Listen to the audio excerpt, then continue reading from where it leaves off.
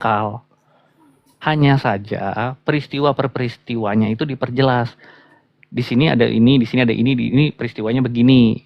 Perpindahan, kenapa bisa check in pakai KTP-nya Budi itu ini. Lalu kemudian uang itu bisa ada di situ bagaimana uang itu berpindah dari Budi ke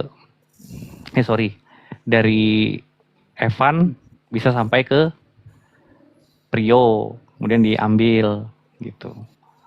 Itu semua dijelaskan. Tapi itu keterangannya Tony RM gitu, kuasa hukumnya Ririn. Demikian Mr. Z. Mr. Ji. Oke. Ya, Bang Maksi. Saya mau tanya sebentar. Ya.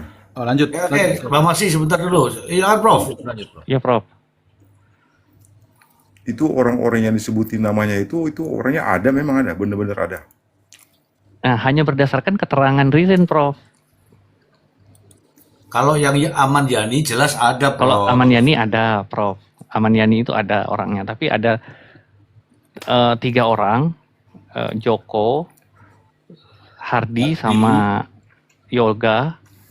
Itu hanya berdasarkan keterangannya Ririn, gitu loh. Enggak, maksudnya gini, itu manusianya kalau kita pakai pendekatan alibi berarti kan begini, oh ya, ada namanya Maksi, katakanlah, sorry Bu Maksi.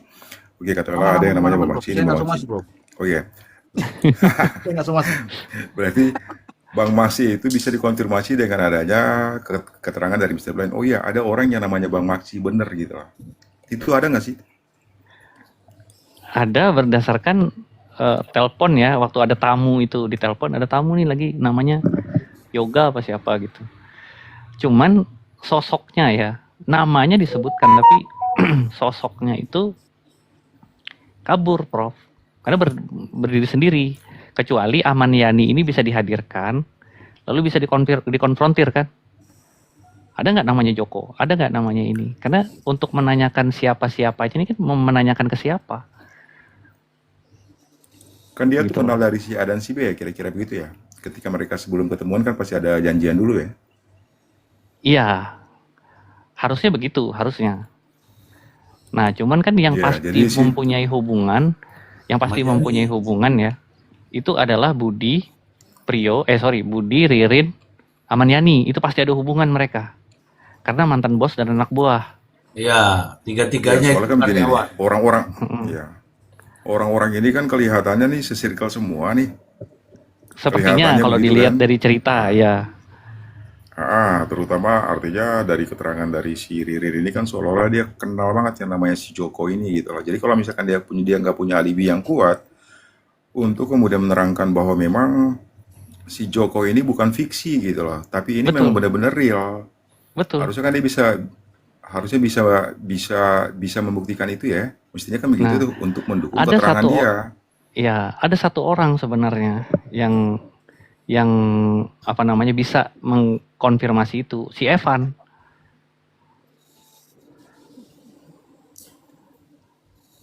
Karena si Evan ini disuruh untuk mentransfer uang hasil gadai mobil itu ke rekeningnya Budi, ke akun dananya Budi oleh Joko.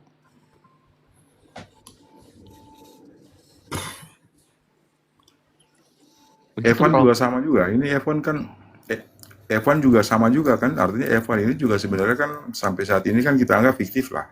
Fiktif pada Evan ada, saat Evan ada, Evan Prof. ada. Oh ada. Ada. Evan itu Maksudnya ada. dia itu apa? Berkaitan Dia dengan apa dia? penggadai mobil tuh, Prof. Menggadai mobil, Prof. Cuman Evan kan keterangannya udah jelas Bang. Itu kan seliwaran dipancarai kan dari iNews ya kan, KDM juga ya kan. Nah, bahwa Evan tidak pernah menyebutkan dia ngirimnya ke rekeningnya Joko, tetapi Oh iya, ada memang, nomor betul. yang Memang nah tidak itu. pernah. Nah, ini kan tidak ada sinkronan kan di situ kita lihat kan. Nah, sekarang pertanyaannya begini. Siapa yang memerintahkan Evan mentransfer uang ke rekening ke akun dananya Budi? Siapa yang menyuruh Evan menggadaikan mobilnya Budi? Itu kan kalau keterangan dari Evan waktu wawancara bahwa itu dia lewat chat WA ya, dan nomor itu terdaftar di dalam HP-nya Evan itu atas nama bosnya dia, Budi. Budi. Maka dia beranggapan dia. Cuman dia berupaya untuk nelpon tapi yang orang ngechat itu ngelarang dia untuk nelpon, kata alasannya ada bapak saya di samping itu kan. Nah, tidak ada muncul nama Joko atau dari mana, tidak ada. Dia memang patut menduga ya memang nggak mau ditelepon orang ini, kata dia kan. Ya betul. Begitu. Nah, tinggal kita nyari siapa di balik nomor itu kan begitu. Iya betul. Nah, menurut keterangannya Tony RM, Setuju. ya, menurut keterangannya Tony RM, handphonenya Budi dikuasai oleh Joko. Nah, kembali lagi, scientific evidence. Polri punya fasilitas itu. Nomornya Budi ada. Handphonenya masih nyala. Terakhir handphone itu mati di mana? Terakhir handphone itu tidak aktif di mana? Titik terakhirnya ya. Itu kan terekam di provider. Kita nyalakan nih handphone. Ini siapa yang ngorok nih? Mr. Blend, sorry. Siap. Bang Ji, udah ngantuk dikit Bang Ji. Oh, makasih. Ngantuk. Bang Ji gini, Bang Ji, Mr. Ji. Ya paling kalau Mr. Ji, Ya. biar kalau saya kalau tidur nih kita sama tidur. tracking itu ya Kita paling letaknya di rumah Budi. Mr. Ji, sebelum tidur ini Mr. Ji. Sorry Bang sama ini. Wah, saudaraku, sorry. Mumpung sebelum tidur Mr. Ji. Mr. Ji satu. Saya tadi kan Mr. Blend versi Tony RM. oke, saya versi penyidik lagi nih. Ya. Oke, Mr. Ji ya. Ya boleh. Jadi biar kan ini cerita-cerita sama. Bagi Iya. saya bilang ini karangan sama-sama. Versi penyidik Mr. Ji adalah pelaku pembunuh utama adalah Ririn dan Priok, tahu sama. Di tanggal ya ini saya langsung potong aja, nggak usah cerita soal sewa mobil ya. Kemudian Iya. korban nggak balikin, dia sakit hati. Tanggal 29 jam 1 datang ke rumah Budi, Priok dan Ririn. Oke, ketok pintu, Budi keluar. Ini versi penyidik ya, Mas Ji ya. Langsung dieksekusi oleh Ririn. Hantam langsung. Priok tunggu di luar. Dia menjaga. Jadi sebagai pemantau. Oke. Ini versi penyidik ya, Mas Ji. Iya, iya. Saya buka sedikit Mas Ji nih. Tanggal berapa Bang itu Bang? Tanggal 1. Tanggal 29. 29. Jumat 29.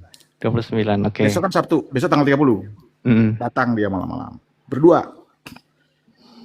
Lalu dilakukanlah tindakan itu. Jadi Ririn jatahnya Budi, bapaknya Budi, istrinya, dan anak pertama. Priok jatahnya cuma yang satu, yang kecil. Anak pertama umur berapa? Persis sama ceritanya.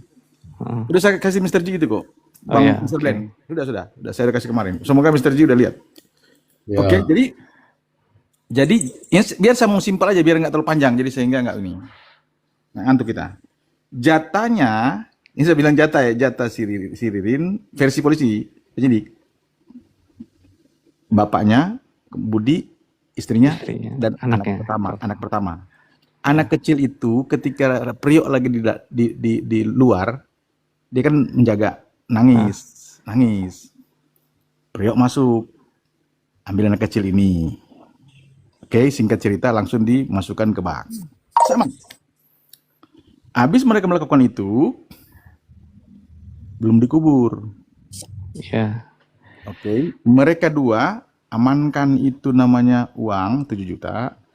7 juta. Dan emas, gelang dan cincin diamankanlah 2 barang itu. Oke. Lalu karena mobilnya si Avanza itu mogok, pakailah mobil bapaknya Budi, Corolla. Yes. Langsung berangkat menuju hotel. Hotel. Ya, Mr. Blend. Tanpa ada Joko. Itu versi. Iya, versi penyidik ini. Makanya bagus tadi Mr. Ben bilang tadi, kalau Joko ada pada saat dia turun di pertigaan, ada CCTV, maka bisa dipatahkan cerita daripada penyidik. Penyidik, ya. Itu masalahnya. Itu poinnya. Karena di pertigaan kan versi Ririn kan dan Priok kan di pertigaan Joko turun. Turun ya. Versi penyidik tidak ada Joko. Tidak ada Joko, Hanya ya. ada Ririn dan Priok. Langsung tembak langsung menuju ke hotel. Di dalam hotel lah itu. Dia kan ada 3 HP, HP 3 buah diamankan. Uang 7 juta. Iya, Emas. Mas. Mereka di situ. Itu esokan hari. Mm-mm. Emas itu dijual, benar. Itu versinya. Sekitar dapat 3 jutaan. Oke. Emas di luar. Nah, uang emas inilah yang diperbaiki mobil itu. Mobil itu benar mogok di hotel. Mm-mm. Ngebul atau apa segala macam lah. Iya. Diperbaiki. Makanya yang menarik, kalau Joko ada seperti Mr. bilang tadi, kalau Joko ada CCTV di pertigaan, Joko ada situ, maka terpatahkan Iya. kronologis dari penyidik. Karena Joko nggak ada bukti yang melihat Joko itu baik CCTV ataupun keterangan saksi. Jadi saya mau kembali tadi, kebetulan saya cuma masuk ke profilan tadi ya. Kalau Amaniani clear tadi sudah dijelaskan Mr. Ben, ada orangnya. Ada, maksudnya secara profil ya. Iya, secara profil. Biodata, tapi manusianya batang hidung nggak ada. Nggak Itu- ada, ya. Itu poinnya. Keberadaannya tidak diketahui. Hanya ada identitas, Iya, katakan gitu. betul. Kalau Joko, Yoga dan Hardi sama sekali profilnya nggak ada, identitas nggak ada, Keberadaannya nggak ada. nggak Ya. ada. Mr. G, saya mau coba ya, saya mau coba sandingkan peristiwa Jambi Ya. yang dibalok. Peristiwa di Jambi jadi ketangkapnya di Medan. 4 orang pelaku juga itu kan? 4 apa 3 itu? Yang kemarin ibu-ibu itu, 60 tahun. 4. Itu ketangkap di 2 lokasi kalau tidak salah itu. Memang itu apresiasi penyidik. Saya apresiasi Sama satu, Aceh, oke. tapi saya tidak mengaminkan soal penganiayaan. Ya. Tidak ditangkap ya, nggak bisa itu nggak bisa. Tapi kalau soal yang Jambi kita apresiasi. Jambi apa Yang besar, Riau? Pekanbaru, Riau. Pekanbaru Riau. ya. Bukan Kira-kira Jambi, begitu, kita apresiasi. Iya, iya. Kok yang kejadian itu pembunuhan itu kok hanya 1 orang yang meninggal cepat gitu loh. Dan akurat. Ya akurat. Kenapa yang di Indramayu tidak seperti yang di Jambi, Riau. di Riau itu loh, ya kan? Nah ini kan jadi pertanyaan besar, Mr. G dan kawan-kawan. Nah, jadi ini 2 versi ya, jadi kita berimbang. Versinya Ririn dan Tony, versinya si penyidik tadi. Betul. Menurut penyidik cuma 2 orang yang ke sana.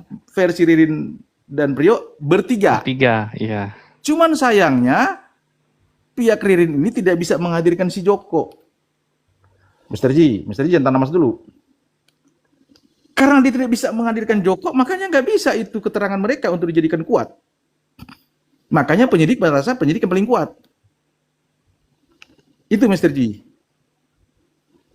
Kan begitu kan, yang penentuan ini Joko masalah satu selain Amaniani. Kalau yang si Hardi oke lah, kita anggap kita nggak tahu cenderungannya. Anggap aja goib lah itu. Hardi sama si siapa itu, Yoga. Itu Tapi faktanya Joko- begitu. Kenapa? Mr. G? Faktanya memang begitu. Ya, kita bicara 2 versi lah ya. Kalau fakta kan harus dikuat dengan bukti, Mr. G. Betul. Saya pikir belum fakta ini, masih cerita, karangan. Saat ini fakta menurut penyidik yaitu yang ada buktinya semua.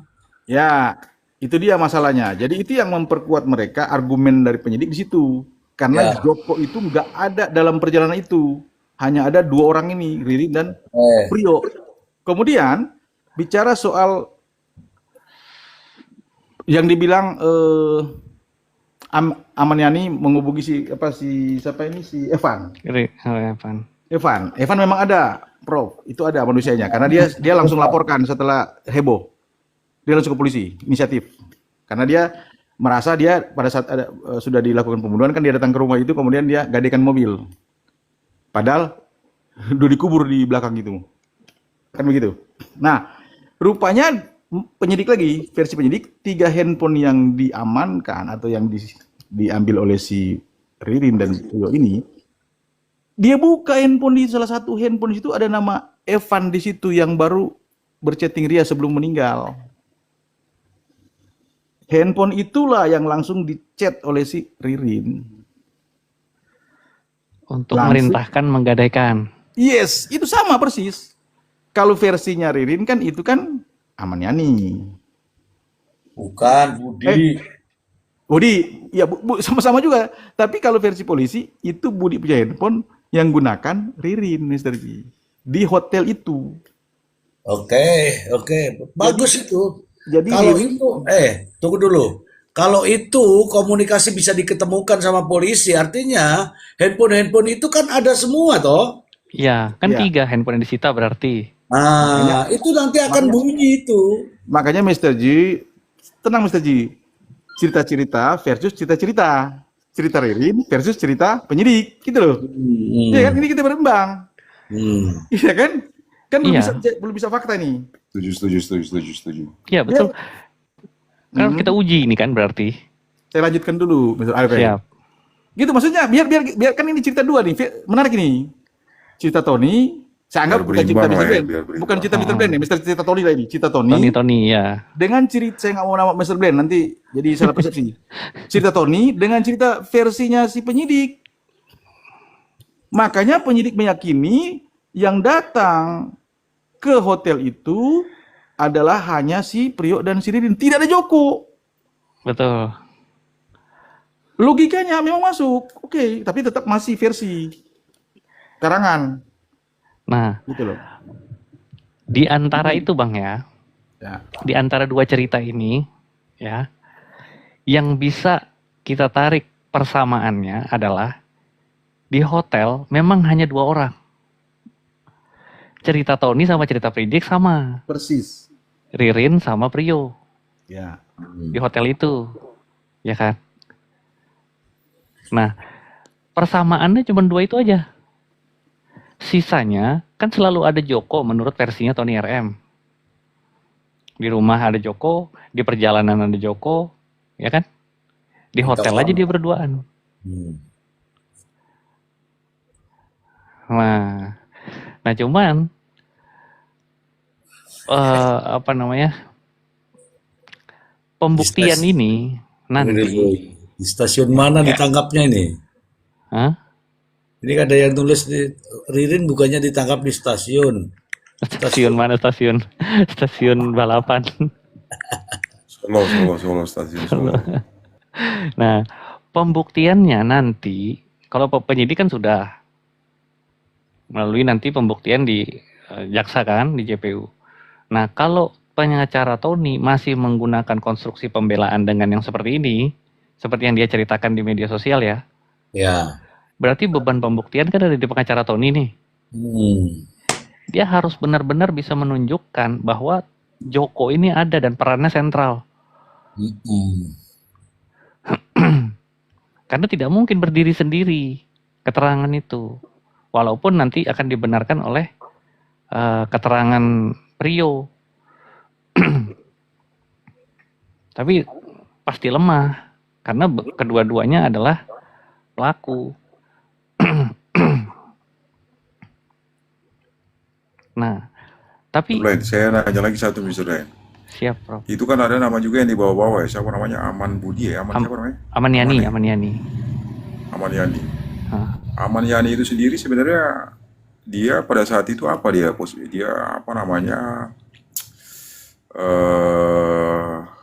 Perannya. Sepertinya dia punya peran yang sentral nih kelihatannya ya. Tapi pada saat itu dia Ini di mana berkaitan dia dengan posisinya? motif, Prof.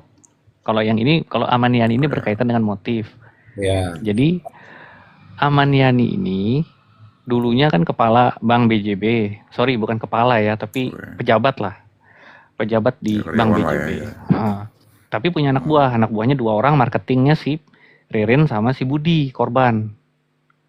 Nah, waktu berselang, si Aman Yani ini kan pamannya Ririn. Aman Yani ini pinjam uangnya Ririn.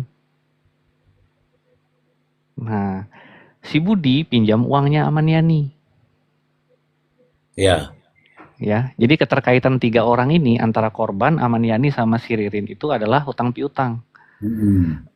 Selain latar belakangnya adalah mantan bos dan karyawan, bawahan, bos dan bawahan. Nah, menurut ini lagi versi ya, ini versi lagi nih, Bang Maksi. Ini versi. Siap, lanjut. Diceritakan versi bahwa Aman Yani ini ingin menagih hutang, katanya, Hmm. ya kan? Ke Budi terus. Ke Budi, Ya, itu. ke Budi, menagih hutang ke Budi. Nah, Ririn dipanggil, gitu loh. Ririn dipanggil Oleh? oleh Aman Yani. No. Oh, salah ya? Oleh Budi. Budi. Oh iya, oleh Budi, maaf. Ya, sore harinya itu Ya. dipanggil. Nanti Aman Yani mau datang gitu. Kamu Siap. kesini. Nah, ya. Nah, datanglah dia. Bersama Kenapa bisa sih? Ririn datang bersama Prio. ya, bersama Prio. Oke. Bersama Prio. Nah, begitu. Tapi si Aman Yani itu datang bersama 3 orang yang disebut. Ya kan? Ya. Yoga, Hardi, sama Joko. Oke, sudah Ya kan? duluan dia datang menurut Nah, ini. sudah duluan dia datang tapi ini segerombolan lah. Nah, Kemana tuh? Datanya ke kemana? TKP, Ke ya. TKP apa? TKP. TKP, kediamannya Budi korban. Ya, Nah, itu Prof. Itu versinya Tony. Tony. Bukannya begini. Saya juga sempat dengar dari apa namanya. Jadi Budi ini kalau Budi, sorry, siapa namanya, si Aman ini kan sempat dia ada pertemuan dulu dengan si Ririn kalau nggak salah. Saya kurang tahu Tiba sebelumnya. diberikan nasi bungkus itu Ya, kan. betul. Ada pertemuan. Ririn. Oke. Nah, terus kan si Ririn ini setelah peristiwa itu mereka ada diskusi apa lah ya. Terus si Ririn ini kan disuruh untuk kemudian membeli nasi bungkus tuh. Lalu ada lah kesepakatan di antara si Ahmad Yani ini dengan seseorang lah, Prio kalau nggak salah ya. Prio ya. Prio. Terus sebaliknya dia, mereka pergilah ke rumahnya si Ririn ini kan. Ririn. Ketemuin lah sama mamanya si Ririn nih. Ya. Sepulangnya dari rumahnya si Ririn itu, lalu kemudian dia melintasi itu depan rumahnya si Budi tuh. Budi, ya. Jadi itu itu hari sebenarnya, sebelumnya berarti. Ya. Iya. Itu sebenarnya sesuatu yang apa namanya tidak direncanakan. Ya. Itu direncanakan. Dipanggil lah tuh, Rin sini dulu, kenapa lu? Gini. Oh ya udah, besok nih kayaknya gue mau ditagih nih. Begitu kedengarannya. Ntar malam. Ya kan? Gue mau ntar malam gue mau ditagih nih, lu datang ya nemenin gue ya, kelihatannya begitu. Iya. Nah, datanglah dia. Cuman sebenarnya ada satu cerita yang menurut saya juga harus dilihat juga. Kaitannya dengan keterangan Tony ini yang begini, ketika si Budi itu pergi, si Ririn itu pergi membeli nasi pecel. Itu ada pembicaraan tuh antara si Ahmad Yamin ini sama si Prio. Ya. Problemnya dari mana dia dapatkan cerita itu gitu loh. Karena kan informasinya kan informasi yang dia dapatkan itu kan semuanya tuh pure dari si Ririn. Ya. Pada saat kesepakatan di antara mereka untuk melakukan penagihan kalau nggak salah. Lalu kan kemudian diikuti dengan adanya perintah untuk dibikinkan lah itu palu ya. Kamu punya palu nggak? Ya kan? Kalau nggak salah loh begitu. Jadi sebenarnya ada informasi yang perlu juga ditelusuri dari mana dia dapatkan itu, karena semua keterangan itu kan sebenarnya dia peroleh dari si Ririn. Dan ada kesepakatan di antara ada pembicaraan di antara Prio dan si Ahmad Yani ini kan yang sebenarnya nggak ada Ririn di situ. Nggak ada. nggak ada Ririn di situ. Tapi Ya. bisa keluar, bisa muncul cerita itu. Nah, itu satu. Nah, yang kedua begini, sebenarnya dia kan harus juga punya saksi alibi ya. Saksi alibi. Kalau misalkan dia pengen menghadirkan si Joko kan nggak mungkin. Joko pasti dianggapnya Joko nih sekarang buron lah, kita anggap dia buron lah. Nah, itu nggak mungkin. Berarti dia harus bisa menghadirkan saksi yang memberikan testimoni bahwa benar di saat itu posisi si Joko itu ada gitu loh. Ya, Nah, begitupun dengan adanya Ahmad Yani. Kan Ahmad Yani ini misterius nih sekarang kan? Misterius nih kan? iya, Ya. Karena semua cerita tentang Ahmad Yani ini kan munculnya dari si Ririn ya. Si Ririn yang kemudian melibatkan Ahmad Yani kan? Ahmad Yani. Nah, itu juga dia harus juga punya saksi alibi juga. Karena kalau dia berharap hanya pada keterangan dari si Priyo, saya kira nanti konfrontasinya tuh jadi ruwet gitu loh. Dia harus punya saksi yang minimal saksi independen, yang berdiri sendiri, yang kemudian memperkuat alibinya dia. Si nah, Ririn nih, si Ririn nih. Cuman balik ke tadi yang apa namanya, Bang DS bilang tuh, Bang Saudara bilang, sebenarnya ini sebenarnya mudah lah ya. Menjadi sulit ini karena memang gadget itu nggak bisa di tracking. Iya. Karena kalau bisa di tracking kan formasi komunikasinya kan ketahuan semua tuh. Siapa di betul. mana, apa yang dia bicarakan, kapan mereka dan sebagainya. Sebenarnya itu. Nah, itulah yang sering-sering kita bilang, pembuktian-pembuktian yang sebenarnya harusnya mudah dengan pendekatan scientific approach menjadi sulit karena hanya apa? Dibasiskan pada keterangan apa? Keterangan testimoni. Nah, padahal kemarin itu kan begini. Saya nonton juga tuh videonya Mr. Z itu. Ah, itu kan penyidik itu sampai melakukan olah TKP itu kalau nggak salah 4 kali. Iya. 4 kali ya. Lalu yang disampaikan bahwa mereka menggunakan pendekatan scientific crime investigation itu kan. Iya. Nah, itu lalu direlasikan dengan tadi peristiwa pasca.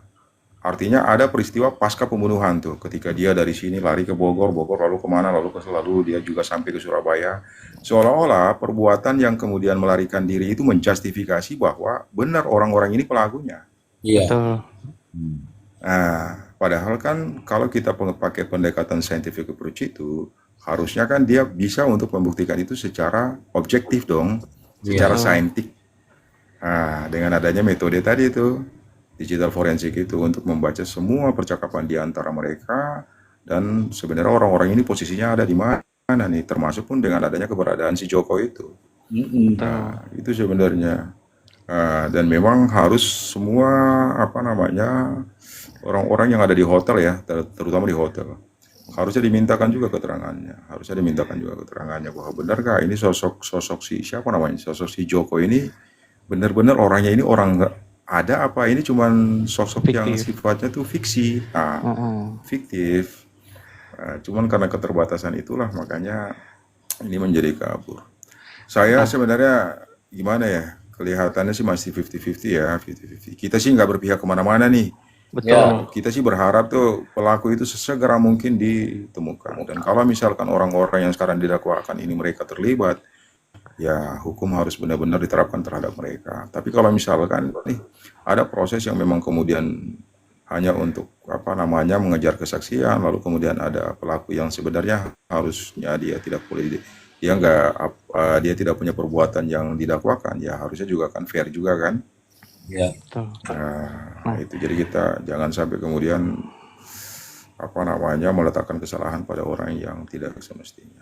Betul. Itu sih Mr. Ji, saya mohon izin saya sekalian turun ya semuanya ya. Oke, Prof. Ya, Prof. siap, Prof. Oke, makasih Mr. Blind, Bang Siap, Maxi, Prof. Bang Saudara, Bang Raffi, Bang Kaheni apa kabar? Udah lama nggak ketemu nih sama Bang Kalian. Yo, selamat malam semuanya. Ya. Sebenarnya begini, Mr. Z, ada satu hal yang mungkin kenapa selalu terlewatkan, ya, di dalam kasus-kasus seperti ini yang melibatkan banyak orang dan orangnya tidak diketahui keberadaannya. Pertama, mungkin kita masih ingat dulu, ya, tahun 2002 teknologi ini sudah ada. Ketika bagaimana Polri waktu itu mendeteksi keberadaan bukan 2002, 2004 ya, apa 2008, saya lupa. pokoknya sekitar 2000-an awal itu. Itu bagaimana waktu itu Polri berusaha keras mendeteksi keberadaan Dr. Azahari yang ketemunya di Batu pada akhirnya. Itu teknologi yang dipakai pada saat itu adalah positioning system yang dipakai. GPS. Ya, jadi selama dia mengaktifkan ponsel itu, ya, itu maka secara otomatis terekam di provider. Nah, kemudian polisi tinggal mengambil tuh, bersurat ya kepada provider, entah Telkomsel, Excel dan lain sebagainya, tinggal meminta itu bahwa pada jam segini ini koordinatnya dia ada di mana posisinya. Memang betul tidak tepat berada di titik itu. Mungkin ada melenceng sekitar 100 atau 200 meter ya. Tapi setidaknya ada gambaran bahwa orang ini memang ada di sekitar sini. Itu loh. Nah, makanya kenapa hal-hal yang demikian, ini sudah tahun 2026 ya, tidak dipergunakan kembali hal-hal yang begitu. Hanya untuk mengetahui posisinya. Karena itu sangat mudah untuk Polri saat ini. Apalagi teknologi sudah jauh lah berkembang ya. Lalu kemudian yang kedua, dari gadget itu, karena perencanaan itu tidak lepas dari sebuah komunikasi. Dari perencanaan sampai pelaksanaan, sampai pasca pelaksanaan, itu tidak mungkin tidak komunikasi. Dalam bentuk apapun ya, mau SMS, chat WA, telepon, dan lain sebagainya. Nah, karena kalau tadi Prof. Emran sempat nanya, keterangan ini didapatkan dari siapa? Hanya dari Ririn. Nah, Ririn tahu dari mana? Karena mereka dari selalu bersama, kemungkinan besar Ririn bercerita, Prio bercerita sama Ririn. Kan begitu. Di sini letak menariknya Mr. Z. Ketika misalkan memunculkan sebuah alibi, maka beban pembuktian tuh ada pada Ririn kan. Kalau Ririn yang menceritakan ya berarti Ririn yang harus membuktikan.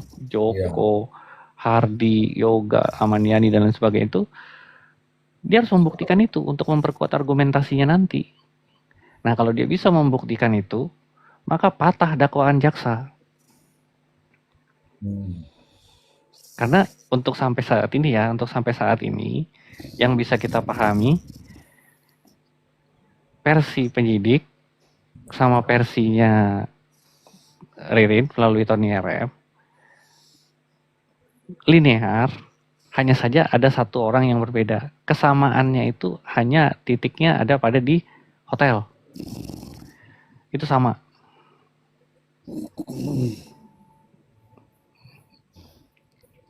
Selain itu, si Joko nggak bisa diinikan. Demikian Mr. Z. Bang, izin nanya bang, boleh? Kita ucapkan selamat datang dulu ya Bang Irwan. Halo Bang Irwan. Halo, selamat malam semuanya, salam sehat semua. Mas ngopi kok gimana nih? Atau sudah di atas tempat tidur? Udah di tempat tidur nih, ngantuk banget. Ya udah terus. Terus kita mau ngomong apa nih? Karena sudah tidur ini teman-teman. Nah, belum, masih ini apa? Ya. Lihat TikTok biar mata apa namanya? Melek ya. Oke Bang. Sidang tadi gimana Bang pantauannya Bang? Saya hari ini nggak mantau apa karena ada sidang juga. Oh. Ya. Bang Zi, izin nanya Bang Zi. Boleh Dante, boleh. Tadi kan saya nyimak terus nih. Nah, Iya. Maaf. ini pertanyaan saya ini, maaf nih sebelumnya. Ini apa saya yang ketinggalan? Emang nggak tahu itu apa, emang saya belum menemukan gitu kan jawabannya ini. Yang ingin saya tanyakan itu tentang motif yang kita tahu kan, motif dari BAP ini kan tentang uang 750.000 itu kan, sewa mobil kan, motif yang nggak masuk akal itu, Bang Zi. Dendam. Ya. Ya kan mau 750.000 itu kan permasalahannya kan yang bikin jadi dendam itu. Yes. Nah, Ya. yang ingin saya tanyakan di sini, Ririn saat dia menyewa mobil itu 750.000 itu memberikan ke Budi, itu uangnya dibayar di muka atau dibayar di TKP gitu, tempat saat dia mau melakukan penyewaan mobil. Sebab memang tidak masuk akal kalau dia memberikan uang itu di TKP kepada Budi 750.000. Terus mobilnya rusak, otomatis uang itu masih ada dong di Budi. Nah, tapi kan di keterangan di BAP itu bahwa uangnya itu saat Ririn mau nagih kan itu uangnya udah nggak ada katanya kan Budi kan. Udah habis katanya kan. Udah dibelanjain untuk sembako. Nah, itu jadi pertanyaan saya, kalau mungkin ada abang-abang di sini yang tahu, di mana, kapan Ririn ini membayar uang itu? Apakah membayar di muka sebelum penyewaan atau beberapa hari sebelum penyewaan atau membayar di saat kejadian gitu, saat mobil itu rusak gitu. Makasih, Bang Zi. Oke. Aku nggak tahu malah ini, teman-teman. Yang nyewa itu, karena nggak ada di kepala saya itu yang nyewa-nyewa mobil itu. Coba teman-teman, yang mana nih? Siapa nih? Yang tahu? Miss Bang Saudara, tahu nyewa mobilnya? Kalau nyewa tuh belum terkopi bang. Saya ada pun arah ke situ. Aku belum dapat itu mobilnya karena belum belum Karena belum ini. saya pun investigasi saya bukan ke arah ke situ. Ya, Malah, aku malah saya tahu. pengen nanya tuh, Ya, itu jenazah-jenazah itu dikubur oleh pelaku, oleh si Prio, pakai baju apa sudah dimandikan itu? pakai baju sih. Nah, Karena pertanyaannya bajunya dijadiin bahan bukti gak? itu juga belum belum sampai ke situ bang saya bang. Ya itu jadi pertanyaan besar nanti kan, untuk nanti kita lihat perkembangan persidangan. Karena ya karena gini, itu terkait dengan jenazah bang yang dilakukan oleh yang dikuburkan oleh Prio itu gini bang, saya pengen pengembangannya gini bang. Ya ya. Pertanyaannya, kalau kita lihat-lihat ya, kalau kita ngikut narasinya Prio, ya,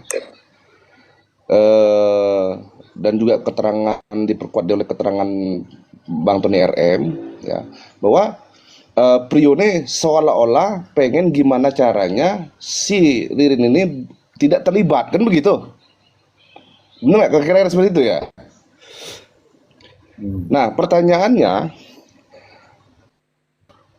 kalau di meja persidangan yang benar-benar berada di TKP itu adalah si Prio itu sendiri, dan dia mengakui yang melakukan penguburan mayat jenazah korban tadi, ya kan? Nah pertanyaannya, saya pengen tanya lagi sama Prio, kok kenapa kamu mau bela dia, sedangkan kamu ndak ada yang bisa menyelamatkan kamu? Kenapa ya? Karena kalau kamu mau selamat dari tuntutan kamu nih, ya kamu harus membuktikan bahwa ada pelaku lain, ada pelaku di selain kamu, kan begitu? Ya. Nah begitu bang, motif dia menjelaskan itu loh, sedangkan dia aja ini terkunci sudah, si Prio ini. Sidik jari dia ada di pacul, dicengkul, ini ya. Nah, tinggal ada nggak berita acara tentang forensik di baju-baju korban ini tadi? Kan begitu aja bang dari saya sebentar bang. Iya iya. Kalau Prio memang dia akui juga ya bahwa dia menguburkan, sehingga kalau sidik jarinya ada di ember, sidik jarinya ada di alat-alat yang pada saat penguburan mungkin iya. Nah sekarang Ririn nguburkan enggak? Nah, kan gitu. Kalau memang dia melakukan pembunuhan, dia dia membuka ini enggak, apa namanya, pakai kaos tangan lah, atau kenapa bisa tidak ada ininya, tidak ada sidik jarinya. Itu saya belum tahu yang itu, yang kaitannya dengan yang itu ya, yang siapa tadi itu mengenai motif yang mobil itu saya nggak tahu sama sekali nggak tahu karena pikiran saya yang orang itu ngambil mobil yang ada itu apa mobil sedan kalau itu 365 mencuri dengan membawa harta bendanya berarti mobil-mobil itu yang dibawa tetapi kalau ada urusannya di belakang itu terkait sewa mobil 750 saya sama sekali saya tidak tahu mungkin teman-teman ada yang tahu tentang sewa mobil silahkan naik.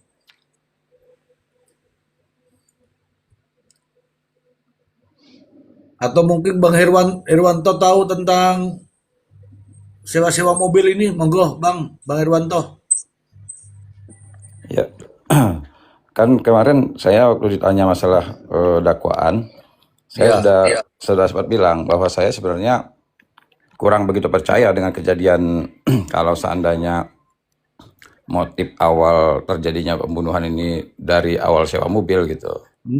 Nah, yang saya sayangkan memang harusnya pihak penyidik lebih menggali lebih dalam lagi. Karena begini, pendapat saya kalau seandainya hanya 750.000 itu dijadikan motif pembunuhan, saya rasa tidak masuk akal banget gitu. Karena satu ya, kalau kita melihat kondisi rumah dan ekonominya Budi, ya cukup menurut saya tidak terlalu sulit ya untuk melunasi 750 itu, apalagi setelah mereka ini melakukan pembunuhan itu kan sempat mereka juga mengambil uang berapa juta gitu kan. Artinya Budi ini kalau 750 pasti dibayar sama dia tidak mungkin ngeyel gitu. adalah ya. Terus ya yang kedua, Budi ini kan punya kios dia. Nah, artinya kalau seandainya Ririn nih dongkol dengan uang 750 tidak dikembalikan, saya rasa dia mengambil barang yang ada di kiosnya Budi selesai. Cukup lah. Jadi ya artinya kalau saya ditanya apakah motif 750.000 itu kemudian sudah didendam kemudian Ririn membunuh hanya karena itu, menurut saya ini tidak masuk akal saya. Yang saya hanya melihat begini kondisinya. Yang pertama, kalau Budi sama Ririn ini berteman, ya mereka pasti sering saling kunjungan lah ya. Apalagi Ririn itu kan bukan pertama kali datang ke rumah Budi, sudah pernah datang. Nah makanya saya lebih kuat lagi ya, kenapa kok anaknya Budi itu dibunuh, yang usia 8 bulan sama yang 7 tahun. Nah awalnya saya menganggap begini, kalaulah umpamanya yang 7 tahun itu dia ikut dibunuh, saya rasa kalau seandainya Ririn itu sering ke rumahnya si Budi, maka yang 7 tahun itu bisa jadi dia pernah memanggil Om Ririn. Ya. Nah ini yang menurut saya alasan kenapa yang kecil juga dibunuh. Kan bisa jadi seandainya dua ini nggak dibunuh umpamanya kan. Nah setelahnya itu ya kemungkinan yang 7 tahun ini akan bercerita bahwa kenal salah satu. Saya meyakini anak kecil 7 tahun ini kenal salah satu pelaku. Nah sementara orang-orang yang baru berada di rumah itu saat pembunuhan itu ya kita anggap aja lah umpamanya Yoga, Joko semua itu ada. Tapi ini ada orang-orang baru yang hadir di rumah Budi. Nah, yang orang-orang yang sering ke rumah Budi itu hanya Ririn. Nah ini yang menurut saya sulit. Menurut saya kalau seandainya motifnya 750 sewa mobil, karena melihat kondisi dari kehidupannya si Budi itu menurut saya nggak mungkin lah dia ngeyel dengan 750.000 sampai di akhirnya orang naik hitam gitu kan. Naik hitam. Tapi yang jelas orang banyak bertanya juga sama saya, Bang, itu BAP itu sama sekarang kan berbeda. Ya benar berbeda memang. Bisa jadi BAP awal itu benar, bisa juga itu dipaksa. Tetapi yang jelas ya pada umumnya ya saya advokat praktik nih. Ketika klien saya ditangkap nih berada di dalam penjara, mereka itu makin pintar, makin tahu pasal-pasal. Nah bisa jadi saat mereka di BAP itulah yang sebenarnya terjadi. Tetapi ketika mereka menghadapi di persidangan, mereka sadar, baik Priyo maupun Ririn sadar mereka akan menghadapi ancaman hukuman yang sangat serius. Terutama Ririn. Ririn ini adalah residivis. Dia pernah dihukum terkait penganiayaan berat. Sekarang dia didakwa dengan perencanaan pembunuhan. Artinya dia sadar betul bahwa ancaman hukuman mati ini menanti nih. Iya. Sama juga Priyo juga sama. Ini kan pembunuhan keji nih. Walaupun dia mengatakan bahwa keikutsertaan dia hanya ikut mengubur, tapi belum tentu hakim yakin seperti itu. Nah, intinya dua terdakwa ini sangat sadar sekali dia sedang menghadapi persoalan hukum yang sangat serius terhadap ancaman hukumannya.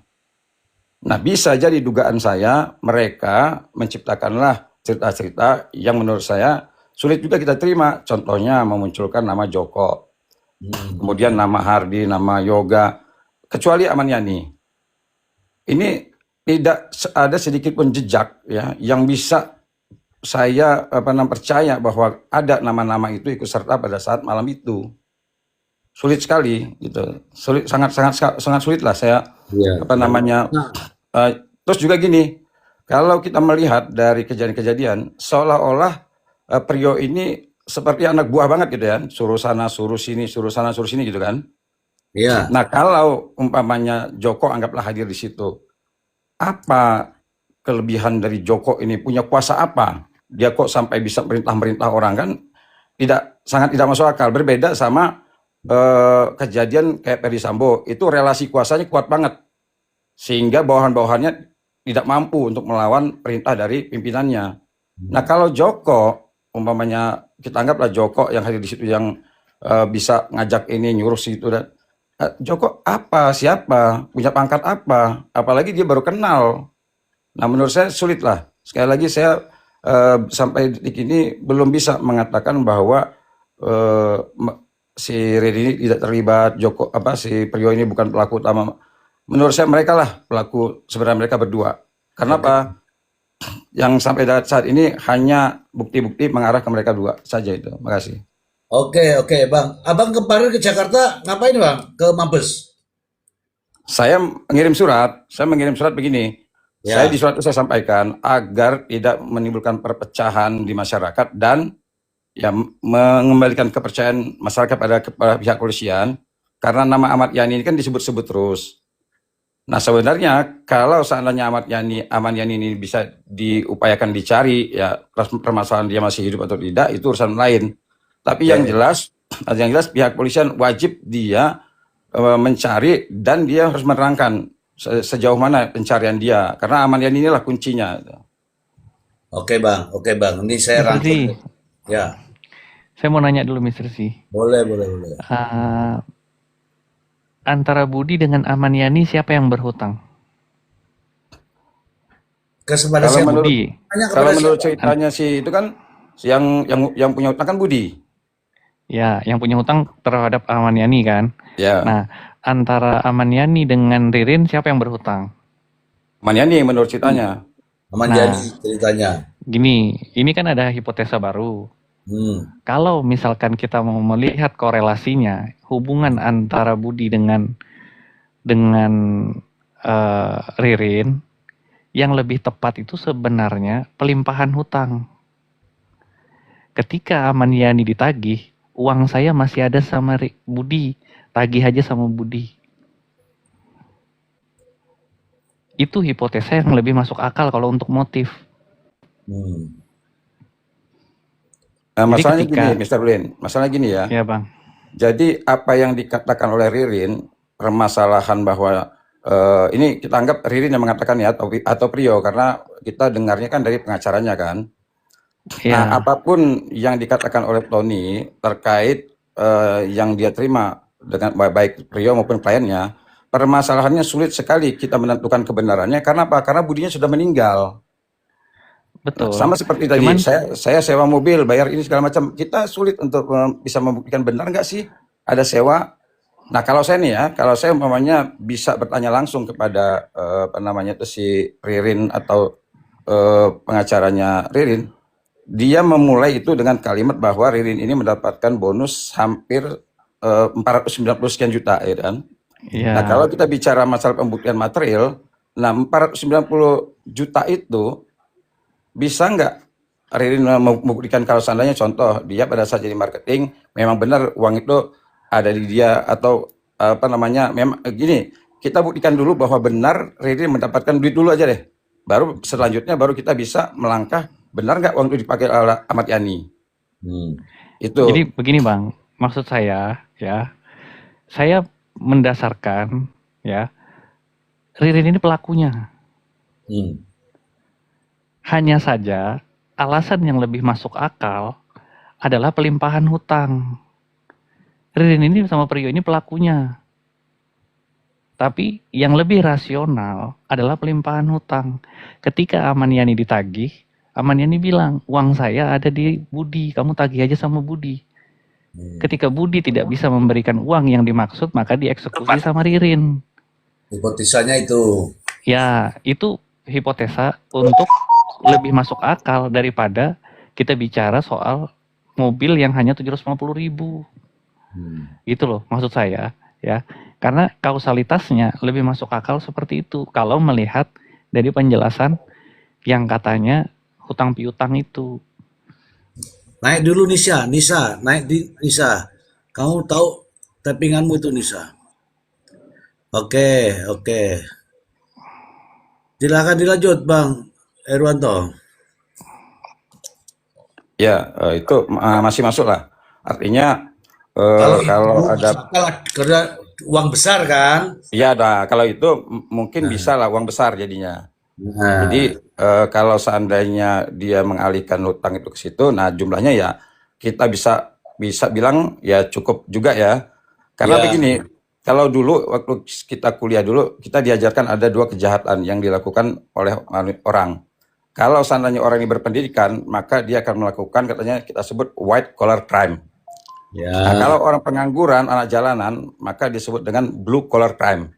Nah, kalau umpamanya saya melihat bahwa yang disampaikan oleh Ririn ini otak pelakunya adalah Ahmad Yani itu termasuk orang kalau dia melakukan kejahatan, dia white collar crime. Dia mungkin dengan jabatan dia di bank bisa jadi dia melakukan kejahatan yang kita sebut dengan white collar crime seperti kreditan fiktif sehingga merugikan bank itu 24 miliar. Nah, kalau lihat dari Ririn dan Prio, nah latar belakang mereka yang kita bisa sebut ketika dia melakukan kejahatan ini blue collar crime. Makanya mereka berani melakukan penganiayaan, pembunuhan dan lain sebagainya gitu. Nah, kalau tadi Mr. Brian bilang begitu, kemungkinan bisa karena nilainya cukup besar gitu. Ya. Kalau itu ya mengenai kekayaan Ririn yang di rekening itu kan kalau itu mau ke situ sebenarnya mudah sih. Tinggal ke bank aja cek rekening isinya berapa itu bisa. Betul. Ya kan? Oke, begini nih. Ini kan sudah anggaplah nama-nama itu tidak ada, Bang. Joko anggap tidak ada. Oke? Hardi anggap dia tidak ada. Yoga anggap tidak ada. Oke, nih sekarang ada 3 orang nih yang sudah ada namanya, yang sudah bisa dibaca nih. Ada Prio, oke, Prionya sudah di dalam tuh. Ada Ririn, oke, ada Ririn. Terus dorang ini mengkaitkan dengan Ahmad Yani. Oke lah, 3 orang ini aja nih, 3 orang ini aja. Ahmad Yani sekarang, abang sudah kirimkan surat tuh supaya pihak kepolisian untuk menangkap ini Bang. Oke Bang? Ya. Keren kan ini? Ini kan abang sudah Bang BJB juga sudah melaporkan tuh. Oke. Abang sudah ngirim surat ke Mabes Polri terkait dengan permintaan agar tidak menjadi kegaduhan di masyarakat. Sebaiknya Ahmad Yani dilakukan penangkapan. Oke. Atau diamankan. Yang berikutnya ada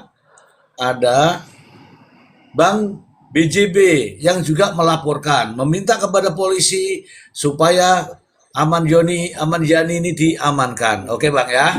Iya. Oke. Seandainya ini kan ada mengandai-andai Bang nih karena sudah diamankan nih. Iya. Seandainya itu semua yang diceritakan itu benar versi Ririn, kemudian bisa dibuktikan di versi Ahmad Yani, bagaimana statusnya Ahmad Yani selanjutnya Bang, dan bagaimana statusnya Ririn ketika dia bisa nunjukin itu Bang? Silakan. Artinya ketika Ahmad Yani ketemu, cerita dari Priyo itu benar gitu kan? Ya, cerita itu benar dan ternyata rangkaian orang-orang yang fiktif tadi justru disebut dari sini, dari si Ahmad Yani, Bang. Ahmad Yani. Ya. Ya. Begini, saya mencontohkan waktu Ferdi Sambo, ya kan? Ya. Itu semua yang diperiksa terdakwa. Si Ricky Rijal, Kuat Ma'ruf, Eliezer, semua itu terdakwa semua tuh. Ya. Tapi pernyataan para terdakwa ini berbeda, ya kan?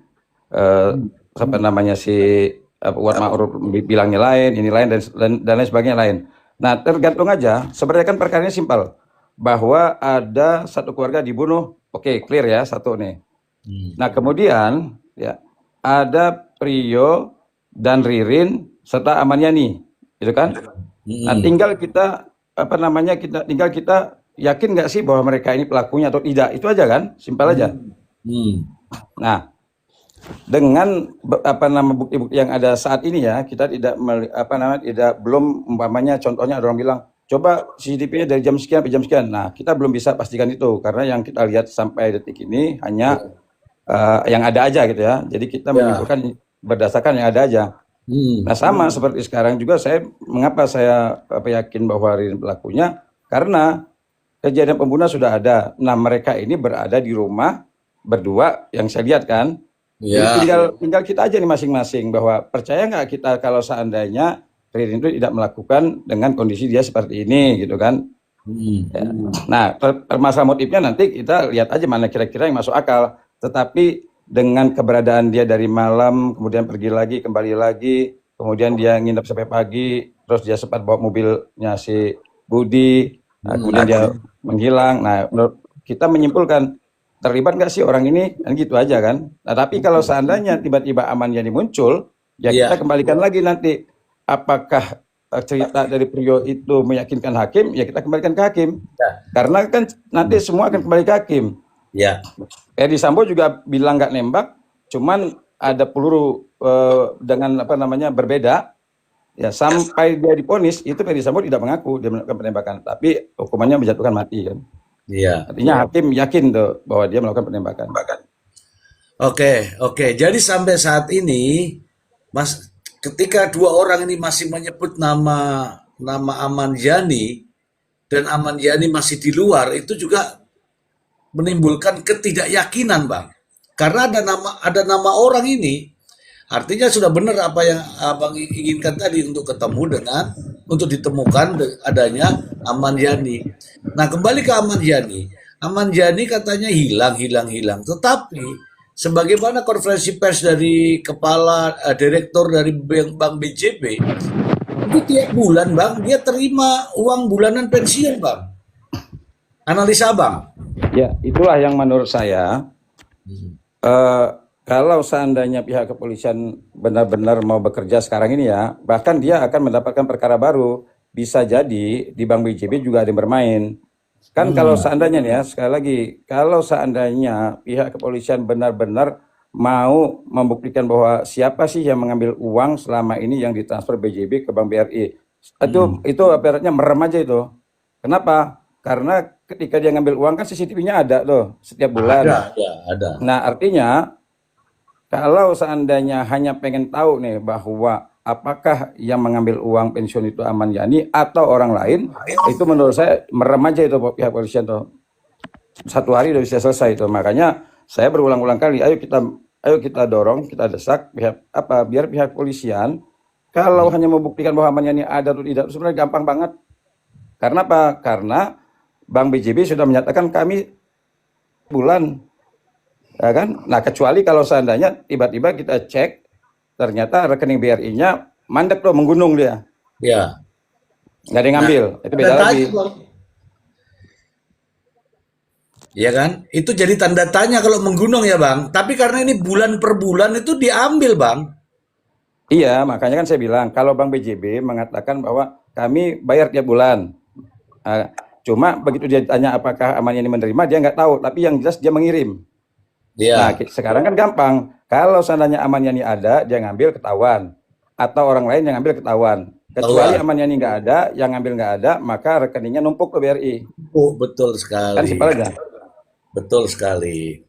Ini ya teman-teman, jadi informasi nih, ada berita juga ini ya di sini yang terkait dengan direksi Bank BJB itu melaporkan Aman Yani. Terkait apa? Terkait hiruk pikuk ini, berita ini, keterlibatan kasus ini.